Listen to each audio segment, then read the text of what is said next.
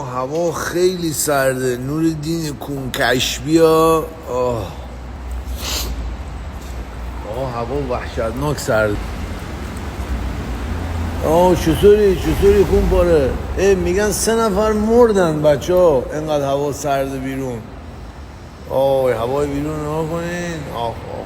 سامیار تو به قرآن مجید ذاتریه میکنی از سرما.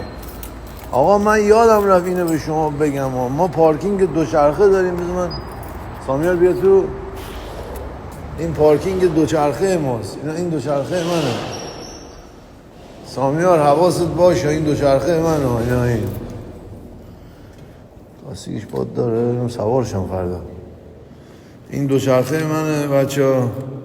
چون شاهنشاهی سبز زدم روش که بدونن که این تنها دوچرخه‌ای که محافظ داره.